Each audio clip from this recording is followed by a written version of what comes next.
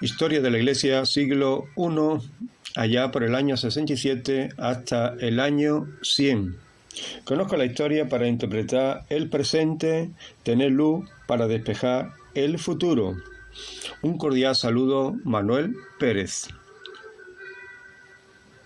Estamos avanzando en este siglo I. Las iglesias están establecidas en cada ciudad. Ya nuestro Pablo fue decapitado en Roma sobre el año 67 aproximadamente después de Cristo. Un bosquejo a seguir.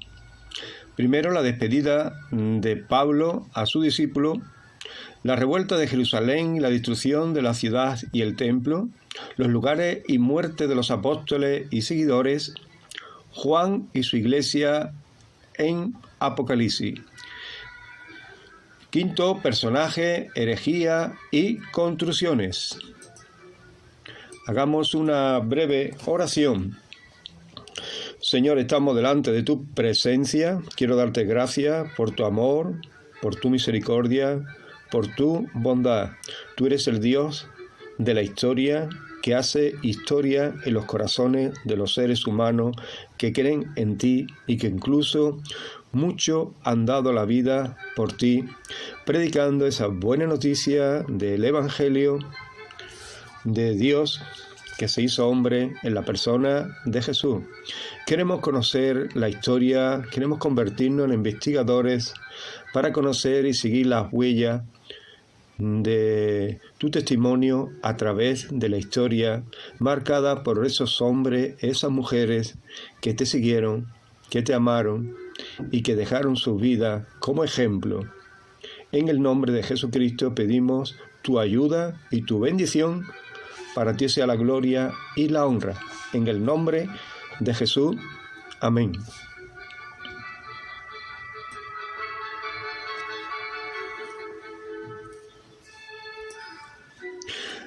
Lo primero que podemos ver es, en este tiempo de la historia de la Iglesia, es la despedida de Pablo. Él se expresa así a Timoteo.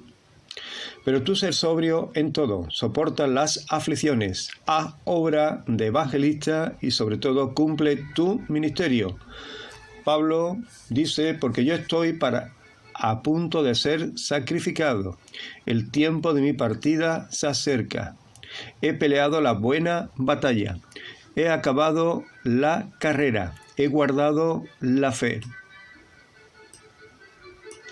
Por lo demás, me está guardada la corona de justicia, la cual me dará el Señor, juez y justo, en aquel día, no solo a mí, sino también a todos los que aman su venida.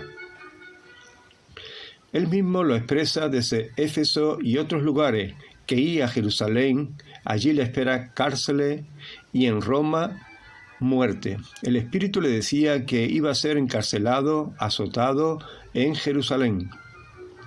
Y él expresa así a los Gálatas: con Cristo estoy juntamente crucificado, mas ya no vivo yo, mas vive Cristo en mí. Y lo que ahora vivo en la carne, lo vivo en la fe del Hijo de Dios, el cual me amó y se entregó a sí mismo por mí. Porque para mí el vivir es Cristo y el morir es ganancia. Mas si el vivir en la carne resulta para mí en beneficio de la obra, no sé entonces qué escoger. Porque de ambas cosas estoy puesto en estrecho, teniendo el deseo de partir y estar con Cristo, lo cual es muchísimo mejor. Pablo se despide con estos consejos sabios a sus discípulos. Pero tú ser sobrio en todo, soporta las aflicciones, haz obra de evangelista, cumple tu ministerio. Ser sobrio es igual a ser equilibrado. Soporta las aflicciones, es decir, las pruebas, las dificultades, las cosas que son contrarias al evangelio. Soporta. Haz, es decir, actúa, no te quedes parado, sino actúa. Cumple con tu ministerio, con el servicio que Dios os ha puesto a cada uno. Esos consejos debemos recibirlos nosotros también para nuestras vidas. El ser equilibrado, saber soportar las aflicciones, en actuar, compartir nuestra experiencia y cumplir con lo que Dios nos ha demandado a cada uno de nosotros. En segundo lugar, la revuelta en Jerusalén. Cuando Pablo partió para Roma, Jerusalén había revuelta de los judíos contra los romanos. El centurión de aquella época presente tomó el oro del templo para el emperador. Los judíos se rebelan contra la injusticia de Roma. Nerón, enterándose de la revuelta de Judea, envió a su general Vespasiano. Vespasiano mandó a Tito y a Trajano. Hay una lucha para derribar a los judíos de Judea. Se resiste, pero al final son convencidos por los romanos. Un tal cabecilla, líder de los judíos, José, hijo de Matías, que al final, más adelante se le llama Josefo, resistió con toda valentía y estrategia militar, de tal manera que sorprendió al mismo general romano Vespasiano y a su hijo Tito, hasta que llegó el momento que fue vencido, porque era un grupo de judíos y ellos tenían todas las milicias romanas. Vespasiano quiso perdonarle la vida por su valentía, mandándolo a Roma ante el emperador Nerón. Pero José pidió una entrevista sola con Vespasiano y le dijo: ¿Tú piensas, Vespasiano? Le dijo José, que tiene a un Josefo a un mero cautivo, pero he venido a ti con mensaje de un mayor destino. ¿Para qué enviarme a Nerón? ¿Crees que continuará en su posición? Tú, Vespasiano, serás César y emperador. Tú y tu hijo aquí, Tito, porque tú no eres solo señor mío, sino del mar, de la tierra y de toda la humanidad. Vespasiano recibió esa palabra y después de informarse bien sobre José, lo trató de profeta. Lo dejó encadenado y le dio ropa y otros artículos, y lo trató benignamente. Fue llevado a Roma hasta que se cumplió lo predicho, y Vespasiano fue emperador.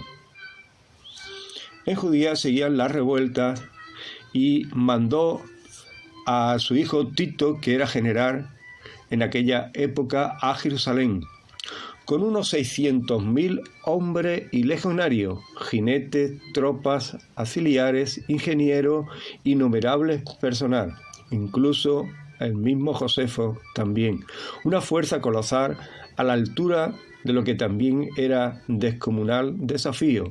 Jerusalén con tiempo fue vencido y destruyó a toda la ciudad, casa por casa, piedra por piedra, y el templo fue derribado. Jesús había predicho, Mateo capítulo 24.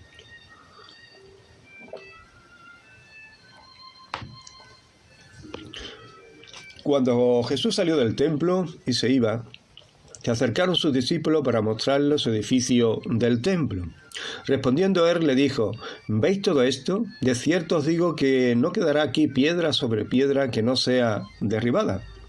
Pero cuando veáis Jerusalén rodeada de ejércitos, saber entonces que su destrucción ha llegado. Entonces los que estén en Judea huyan a los montes, los que en medio de ella váyanse, y los que estén en los campos no entren en Jerusalén, porque estos son días de retribución, para que se cumpla todas las cosas que están escritas. Jesús les mandó que fuera a predicar el evangelio por todo el mundo, Judea, Samaria y hasta lo último de la tierra. Ellos se establecieron en Jerusalén. La iglesia creció sobreabundantemente hasta que hubo una persecución contra ellos, y fue la forma de que salieran de Jerusalén. Jesús les aconseja que huyan a Jerusalén. Cuando vean las tropas romanas, muchos se fueron, otros quedaron y les resistieron a los romanos. Los romanos asediaron la ciudad y no había alimento hasta la desesperación de que una madre se comiera a su propio hijo. Tremendo. Al final los romanos entraron y destruyeron todo, piedra por piedra. El mismo templo fue destruido piedra por piedra. Los cristianos fueron esparcidos casi por todos los lugares. En la primera persecución con Esteban, muchos creyentes en Cristo fueron esparcidos por todas partes, anunciando el Evangelio. Eso le libraría de una muerte segura en Jerusalén.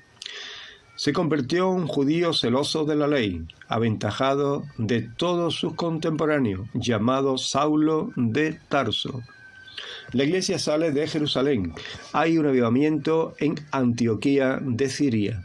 Allí surgen los misioneros, un tal Pablo, Bernabé, Sila y Juan Marcos, que recorre toda Asia y Europa. Establece muchas iglesias por donde iban dejando allí pastores, ancianos, ministerios, para perfeccionar a los creyentes por medio de las Escrituras y su testimonio. Pablo va a Jerusalén y es prendido, encarcelado, azotado, pero apela al César, Roma. Después de estos 2 años en cárcel en Cesarea, va a Roma. Allí está durante un tiempo por ser ciudadano romano en una casa alquilada. El emperador Nerón lo manda a matar. La iglesia sigue adelante, los apóstoles son esparcidos. En tercer lugar, podemos contemplar los lugares, la muerte de los apóstoles y algunos discípulos.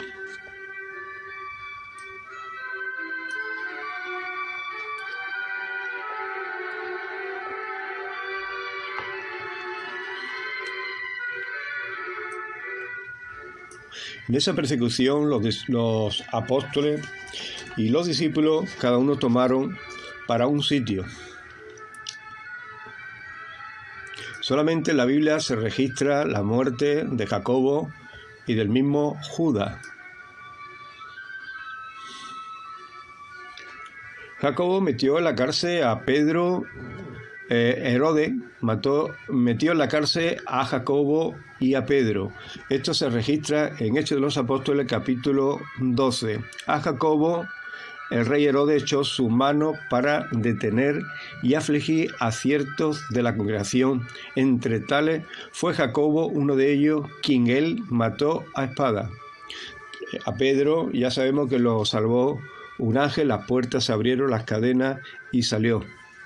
Lo único que se relata en la Biblia, su muerte, los demás, es la tradición que habla de algunos lugares. También se nos habla también de Judas Iscariote. Se quitó la vida después de entregar y vender a su propio maestro. Ahora veremos lo que dice la tradición, es decir, los cristianos escritores del siglo posteriores. Algunos hablan diferentes teorías. Lo importante es que todos dieron su vida por Jesucristo, predicando el Evangelio donde fueron. Cada uno murieron de una manera. Vamos a ver algunos de ellos. Tomás predicó el Evangelio a los portos y a los medos. La tradición antigua dice que Santo Tomás apóstol fue martirizado en la India el 3 de julio del año 72. Parece que en los últimos años su vida estuvo evangelizando en Persia y en la India, que allí sufrió martirio.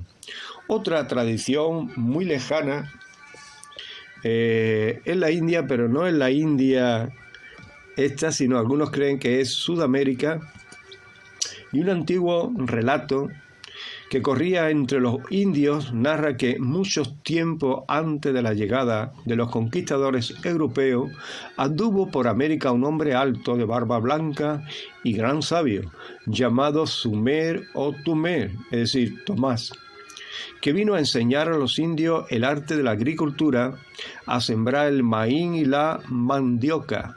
Sobre todo enseñó las virtudes, el uso de las hierbas mate, Terminada su misión, se volvió al mar, dejando su huella y sus pisadas. Los indios usaban para sus viajes a la costa y al Paraguay un sistema de camino conocido con el nombre de Peavirú y también con el nombre de Camino del Santo Tomás, porque marca los lugares por donde anduvo Sumer o Tumer Tomar. Es decir, estas son las dos tradiciones. Tú puedes leerlo, investigar profundamente sobre la muerte de Tomás, encontrarás esto y encontrarás algo más. Pasamos a Simón el Celote. Predicó en Mauritania, en los países de África y de la Gran Bretaña, Londres, donde él fue crucificado. El apóstol a quien hay menos datos de su muerte fue Simón el Celote. Pasamos a otro discípulo más llamado Bartolomé. Se piensa que su muerte ocurrió en Arbonópolis, situada en las costas occidentales del mar Capio, tras llevar un tiempo predicando en Egipto, Persia y Mesopotamia. Su muerte le es atribuida a Astíoges, rey de Armenia. Era hermano del rey Polimio, al cual San Bartolomé había convertido al cristianismo. Después de diversas persecuciones fue azotado por bastones, después crucificado. Después de ser medio asfixiado fue decapitado. Algunos dicen que después de una tortura tan cruel, despellejado vivo. Andrés, apóstol, hermano de Pedro. Escribe un escritor cristiano llamado Jerónimo. Andrés predicó 80 años después de nuestro Señor Jesucristo a los escitas, a una ciudad llamada Angustia, donde los etíopes ahora viven. Fue enterrado en Patris, una ciudad de Acaya, siendo crucificado por Egeas, el gobernador de los edezos. Bernardo y Cipriano mencionan la confesión y el martirio de este apóstol, que sigue Andrés cuando ubicaba en una ciudad de Acaya llamada Patri, predicaba a Cristo, por cual predicación muchos fueron convertidos a Cristo. Existe una tradición de un género apócrifo, libro de los Hechos de Andrés, que describe el martirio del hermano de Pedro. Es su verdugo, el procónsul Egetes. Ordenó que le azotaran con 7 látigos. Luego lo entregó para que lo crucificaran. Ordenó a los verdugos que no le quebraran las articulaciones, para, según se creía, castigarlo todavía más. Estuvo 4 días en la cruz. Se acercaron al verlo 2.000 personas y otros dicen hasta 20.000 personas. Discípulos y personas interesadas. Desde allí les predicaba el Evangelio hasta su muerte. Todo lo cual habría ocurrido un 30 de noviembre del año 60. Por lo tanto, durante el mandato del emperador Nerón. Triste recuerdo para los memorias cristianas. Judas, hermano de Jacobo, también llamado Tadeo y Lebeo. Judas escribió su epístola, que consiste en un solo capítulo. Él predicó a los edezos y a todos de Mesopotamia. Él fue el crucificado por Augurus, rey de los edezos, en Berito, el segundo mártir en Edesa, después de Andrés. Fue a predicar el Evangelio en Edesa, cerca del río Éufrates. Sanó a 2 muchachos y le predicó el Evangelio por toda esa zona. También tenemos a Mateo, también conocido como Leví. Primero fue publicano hecho apóstol. Escribió su Evangelio a los judíos en el idioma hebreo, el que tenemos en las Escrituras. Según Eusebio, escritor de la Iglesia cristiana, Ireneo, después que había convertido a Etiopía y a todo Egipto a la fe, Hircunos, su rey, envió a uno para matarle con una lanza. Felipe el apóstol. Después de haber obrado mucho entre las naciones gentiles y predicando la palabra de salvación, a ello llegó a sufrir como los otros apóstoles habían, en Heliópolis, una ciudad de Frigia, siendo allí crucificado, apedreado hasta la muerte. Matías. Después de haber predicado a los judíos, fue tras el tiempo apedreado y después decapitado en la ciudad de Jerusalén. Otro dice que murió en Antioquía. Marco, el que escribió el Evangelio de Marcos, murió arrastrado por el pueblo de Alejandría en la fiesta dedicada al ídolo Máximo. Marco, o Juan Marco, para algunos, fue a Egipto. Allí en Alejandría se convirtieron muchas personas a Cristo y al final terminó así. Lucas, el médico de Macedonia, fue colgado en un olivo por los sacerdotes idólatras de Grecia. Timoteo, hay un documento del siglo II por Polícrates, escribe, obispo de Éfeso, que dice: después que murió Pablo, se fue a Éfeso. Allí, bajo el reinado del emperador Domiciano, en su fiesta hacía atrocidades, martirizaba a los cristianos. A Timoteo, el vulgo, la gente, arremetió contra él con piedras y palos. Fue golpeado en una colina cerca de la ciudad hasta la muerte, que después fue sepultado. Tito, discípulo de Pablo, era un griego de Antioquía que había estudiado la filosofía griega y la poesía en sus primeros años. Parece haber sido convertido por Pablo. Pablo fue a Creta y nombró a Tito obispo allí. Las necesidades de otras iglesias que requerían su presencia, ordenó a su discípulo Tito como obispo de la isla de Creta, en Grecia. Tito es el santo patrón del cuerpo de capellanes del ejército de los Estados Unidos. El cuerpo ha establecido la orden del premio Tito. Crisóstomo, padre de la Iglesia, dice que esto es una indicación de la estima que Pablo mantuvo con Tito. Su reliquia consiste en un solo su cráneo, que se venera en la iglesia de San Tito, Heraclión, Creta, que fue devuelto en el 1966. Llegamos al apóstol Pedro. Fue condenado a muerte y crucificado por algunos, como alguno escribe, en Roma. Hay otras teorías de lugar y muerte en Egocipo. Egocipo, escritor judío cristiano del siglo II, dice que Nerón buscó razones contra Pedro para darle muerte, y que cuando el pueblo se dio cuenta, le rogaron insistentemente a Pedro que huyera de la ciudad. Pedro, ante la insistencia de ellos, quedó finalmente persuadido y se dispuso a huir, pero llegando a la puerta vio al Señor Cristo acudiendo a él, a quien, adorándole, le dijo: Señor, ¿a dónde vas?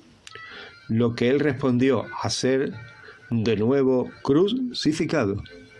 Con esto Pedro, dándose cuenta de que se refería a su propio sufrimiento, volvió a la ciudad. San Jerónimo dice que fue crucificado cabeza abajo, con los pies para arriba, por petición propia, porque era indigno de ser crucificado de la misma forma y manera que su propio Señor. De cierto te digo, cuando eras más mozo, te ceñía y iba donde quería, mas cuando ya fuere viejo, extenderán tus manos, te ciñará otro y te llevará a donde no quiera. Esto dijo, dando a entender con qué muerte habría de glorificar a Dios. Tenemos a Pablo. Aunque ya hemos hablado un poquito de Pablo, vamos a describir un poquito su muerte. Sufrió también bajo esta primera persecución de Nerón. Dice Abía que cuando se dispuso la ejecución de Pablo, Nerón envió a 2 de sus discípulos, Ferenga y Partimio, para que le dieran la noticia de que iba a ser muerto. Viniendo a Pablo, que estaba instruyendo al pueblo, le pidieron que orara por ellos, para que ellos creyeran. Él les dijo que poco después ellos creerían y serían bautizados delante de su sepulcro. Hecho esto, los soldados llegaron y los sacaron de la ciudad al lugar de las ejecuciones, donde después de haber orado, dio su cuello a la espada.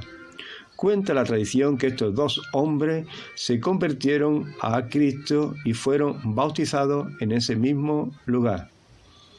Dejó un mensaje claro y específico. Por tanto, puesto que tenemos alrededor nuestro tan grande nube de testigos, hombres que dieron la vida, despojémonos también de todo peso del pecado que tan fácilmente nos envuelve, y corramos con paciencia la carrera que tenemos por delante, puesto los ojos en Jesús, el autor y consumador de la fe, quien por el gozo puesto delante de él soportó la cruz, menospreciando la vergüenza, y se ha sentado a la diestra del trono de Dios. Piense en el ejemplo de Jesús. Mucha gente pecadora lo odió y lo hizo sufrir, pero él siguió adelante. Por eso ustedes no deben rendirse ni desanimarse, sino seguir adelante confiando en Dios. Juan sella las palabras con su último libro, Apocalipsis, revelando el futuro de la Iglesia. Llegamos a Juan, el último discípulo del Señor, el único que murió de muerte natural. Y la segunda persecución fue debajo del emperador Domiciano, hermano de Tito y hijo de Vespasiano, general del ejército de Roma, quien destruyó Jerusalén en los años 70. En esta persecución, Juan el apóstol evangelista fue desterrado por Domiciano a la isla de Patmos, Grecia, donde escribió el libro de Apocalipsis, Revelación. Y él mismo dice en Apocalipsis capítulo 1, yo Juan, vuestro hermano, compartícipes vuestro en la tribulación, en el reino de la paciencia de Jesucristo, estaba en la isla llamada Patmos, por causa de la palabra de Dios y el testimonio de Jesucristo. Patmos era como una cárcel donde desterraban a las personas, el ejército, el emperador romano. Después de la muerte de Domiciano, él siendo asesinado y sus leyes abrogadas por el Senado, Juan fue desterrado a la isla de Patmos. Allí le fue revelado el libro de Apocalipsis y lo escribió, lo cual ahora lo tenemos nosotros en la Biblia. Juan salió libre y llegó a Éfeso, donde continuó hacia el tiempo de Trajano. Allí gobernó las iglesias de Asia, donde también escribió su Evangelio de Juan, según algunos. La iglesia Éfeso, Esmirna, Pérgamo, Sardis, Filadelfia, Laodicea, Tiatira fueron fundadas por él. Fue enviado de Éfeso a Roma, donde se afirma que fue echado una olla de aceite hirviendo. Escapó milagrosamente, sin daño alguno. Vivió hasta la edad de 100 años y murió de muerte natural. Hasta aquí, lugares y muerte de los discípulos. Cada uno fueron esparcidos para un sitio: Macedonia, la India, Asia, Europa, Egipto, África. Fueron decapitados, crucificados, golpeados, azotados hasta la muerte. Menos Juan, que murió de muerte natural.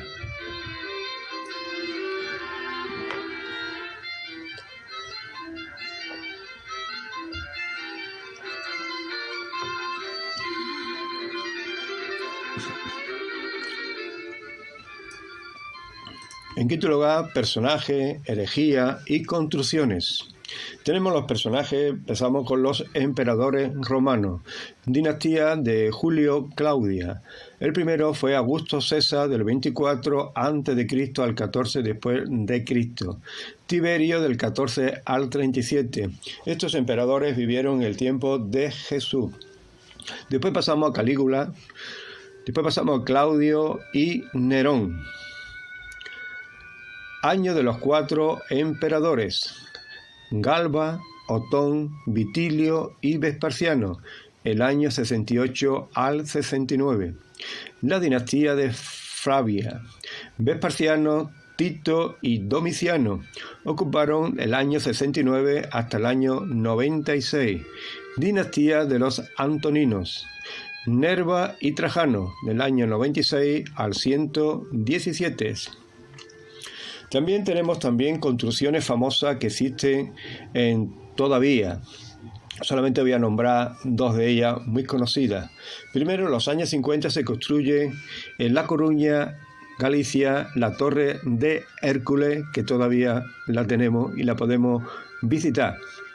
55 metros de altura, es el único foro romano y el más antiguo en funcionamiento. Creo que hay unos 190 y tantos escalones. Cuesta un poquito de trabajo llegar hasta arriba, pero es una bendición poder contemplar todo el Finisterre y contemplar toda la bahía de Galicia. El origen de la torre es desconocido, aunque fue reedificada por los romanos. En el siglo I, la Torre de Hércules fue construida como faro de navegación y comprendida la construcción entre los reinados de Nerón y Vespasiano. En fusión, los hallazgos de fragmentos de terra sigillata y vasos de paredes finas detalladas entre el año 40 y 80 de nuestra era. Otra de las construcciones que existen todavía ahora y que se puede visitar es el Coliseo de Roma, construido en el siglo I, ubicado en el centro de la ciudad de Roma. Camina por las calles de Roma y cuando te das cuenta te encuentras el Coliseo enfrente, una de las maravillas de la antigüedad. Las obras empezaron entre el 72 al 74 bajo el mandato del emperador Vespasiano. El anfiteatro, que era el más grande jamás construido en el Imperio Romano, se completó en años 80 después de Cristo por el emperador Tito. Fue modificado durante el reinado Domiciano y se cuenta el día de su inauguración duró 100 días, participando en ella todo el pueblo romano. Murieron en su celebración decenas de gladiadores, fieras que dieron su vida por el placer y el espectáculo del pueblo. El Coliseo se usó durante casi 500 años, celebrándose en él los últimos juegos en la historia del siglo IV. Personaje contemporáneo. Tenemos un personaje muy interesante a tener en cuenta y es Filón de Alejandría. Nació en Alejandría el año 13 y 20 a.C. y murió hacia el año 50 después de Cristo. Filósofo judío de la diáspora griega, es decir, era judío pero no vivía en Israel o en Jerusalén. De familia aristocrática, negoció ante Calígula, el emperador, un estatuto político para los judíos.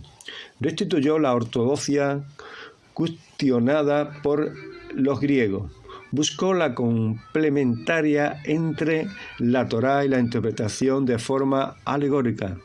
Platón desarrolló una doctrina del logo y su influencia a través de Clemente de Alejandría y de Orígenes llegó a los padres de la Iglesia. Este Filón de Alejandría, judío, filósofo, estudiador de la Torá, decía que la Torá no estaba completa sino no estaba interpretada por la filosofía. Se llegó al método alegórico. Llamado también Filón el hebreo, Filón el judío fue una interesante figura del filósofo y de hombre. Su obra es una significativa expresión del sincretismo filosófico de la primera mitad del siglo I, que vinculó entre sí la ideología griega y la hebrea. La influencia llegó a la Iglesia a través de estos dos padres de la Iglesia, uno Clemente de Alejandría y otro Orígenes, que nos lleva a la interpretación alegórica de las Escrituras. Es decir, ha tomado las Escrituras como si fuera un cuento. Doctrinas erróneas del siglo I. La Iglesia, conforme va avanzando, se va encontrando con diferentes doctrinas erróneas, los cuales es necesario aclararlas, arraigar del seno de la Iglesia. Una de ellas es el judizante. Pablo a los Gálatas escribe esto: pero cuando vi que no andaba rectamente conforme a la verdad del Evangelio, dije a Pedro, delante de todos: si tú, siendo judío, vives como un gentil, no como judío, ¿por qué obliga a los gentiles a judizarse? Nosotros, judíos de nacimiento y no pecadores entre los gentiles, sabiendo que el hombre no es justificado por las obras de la ley, sino por la fe en Jesucristo. Nosotros también hemos creído en Jesucristo para ser justificados por la fe en Cristo y no por las obras de la ley, por cuanto por las obras de la ley nadie será justificado. Esto se aclara en el Concilio de Jerusalén sobre la circuncisión y la incircuncisión. Pedro, que era judío, decía que los gentiles se tenían que judizar y los obligaba. Entonces, en este concilio se aclara, como lo veremos. Los judizantes eran personas que afirmaban ser cristianas, pero que en realidad estaban tratando de crear una religión apóstata que era una mezcla entre función del cristianismo y el judaísmo. Eran judizantes. Enseñaba que los gentiles que se convertían al cristianismo debían circuncidarse, conforme a la costumbre de Moisés, si querían ser salvos. De hecho, en algunas de estas personas le parecía que era necesario enseñar a los nuevos creyentes a observar la ley de Moisés. En el Concilio de Jerusalén se aclaró sobre la circuncisión, que se aparten de la contaminación de los ídolos, de fornicaciones, de ahogado y de sangre. Los gentiles no se tienen que circuncidar para ser salvos, sino creer en Cristo por fe. Pero sí se tenían que apartar de las contaminaciones a los ídolos, de fornicaciones, de ahogado y de sangre. Se escribió una carta y se entregó en manos de Pablo, Silas y otros hombres más, que la llevaron a las iglesias y fueron leídas a todos los gentiles, que no se tenían que circuncidar, sino que tenían que guardarse de contaminaciones a los ídolos, de fornicaciones en los templos de las diosas, de ahogado y de la comida que sacrificaban, de sangre. También había otra doctrina errónea, ya por el siglo I, al final del siglo I, de un grupo con una doctrina que contradice la palabra y vida de Jesús, cual escribe a la iglesia expresándole esta verdad. Lo que era desde el principio, lo que hemos oído, lo que hemos visto con nuestros ojos, lo que hemos contemplado y palparon nuestras manos tocante al verbo de vida, porque la vida fue manifestada y la hemos visto, y testificamos y os anunciamos la vida eterna, la cual estaba con el Padre, se manifestó. Lo que hemos visto y oído, eso os anunciamos, para que también vosotros tengáis comunión unos con otros, y nuestra comunión verdaderamente con el Padre y con su Hijo Jesucristo. Había una corriente gnóstica que se estaba filtrando en las iglesias, y Juan tiene que escribirle a los hermanos de las iglesias de Asia y decirle que ellos testificaban lo que habían visto, oído, eso testificaba, que verdaderamente con el Padre, con su Hijo Jesucristo. La palabra gnóstico viene del griego gnosis, conocimiento. Los gnósticos dieron lugar al gnosticismo, movimiento filosófico que pretendía tener un saber completo de las cosas de la naturaleza y los atributos de Dios. Según esta doctrina filosófica, Dios emanó espontáneamente en el mundo que vivimos. Había solamente en él espíritus puros, o sea, del bien. Luego apareció la materia, que es el principio del mal. Por eso esta escuela condena la vida, las posesiones y las cosas materiales. La frase famosa de ello es: conócete a ti mismo. Es encontrar la divinidad dentro de nosotros mismos. Se rechaza toda jerarquía, iglesia, sacerdotes, pastores y una religión para el individuo. Todos hemos nacido con una luz divina en nuestro interior. Buscar esa luz divina y expandirla es el deber de todos nosotros los creyentes, que la única forma de encontrar a Dios es mirando dentro de nosotros mismos. Eso decía ellos, que para encontrar a Dios teníamos que mirar dentro de nosotros mismos. ¡Qué error! Es una contemplación individual sosegada, a veces con ayuda de un maestro, para llegar a conocerte a ti mismo. Si llega a conocerte, entenderá el misterio del universo. ¿Te has enterado? YouTube ha lanzado una nueva aplicación de música en streaming con la que no solo puedes escuchar las canciones. Qué error tan claro de poder creer que conociéndote mismo puede llegar a conocer a Dios y ser salvo. Los gnósticos fue uno de los primeros grupos cristianos. Ellos pensaban que la verdadera revelación solo puede venir de adentro. Ellos negaban la religión establecida, afirmaban que Yahvé, el Dios de los judíos, era un demiurgo. Creen en la reencarnación del cuerpo. Solo hay conciencia de haber pasado por el cuerpo. Dios es el todo y todo es Dios. Ellos creen en la palabra de Jesús, solo las palabras conocimiento, es decir, gnosis. El Evangelio de Tomás, de Pedro y de María Magdalena. El Evangelio de Tomás. Los pensadores decían que por muchas cosas que conozcas de este mundo, puedes ser un ignorante de ti mismo.